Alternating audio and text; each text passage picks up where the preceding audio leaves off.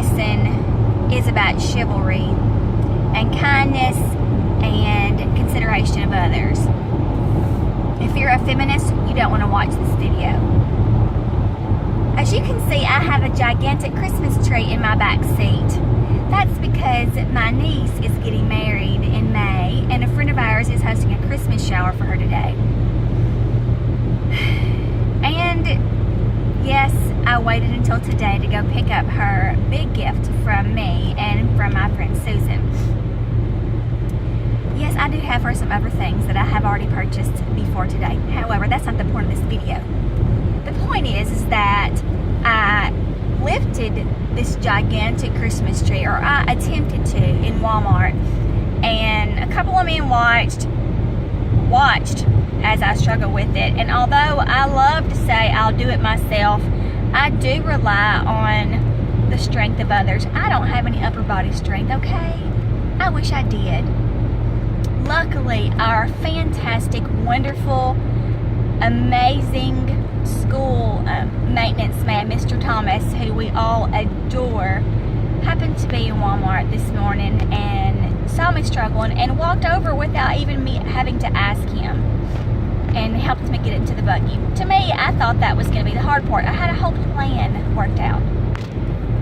You see, I was going to slide it in the back seat using the buggy, which it all seemed perfecto in my mind. The girl at the Walmart counter, a little sweet girl from our town, even said, "Miss Shauna, do you need help getting this in the car?" How fast am I going? Oh, I'm going real fast. And I said, "Oh no, honey, the hard part was getting it into the buggy." Meh. Wrong-o. As I walked out there, I was thinking, yeah, I mean, this can work. I've done this before, people. I've done a lot by myself and on my own. So this is I'm no stranger to the lonely world of one when it comes to lifting things in the past.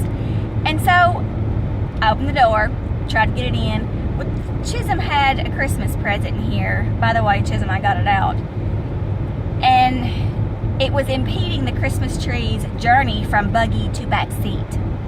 I messed with this thing for a good 10 minutes. All the while, 3 men sauntered by and watched me try to get this sucker in my back seat, all while wearing my Sunday church dress and boots.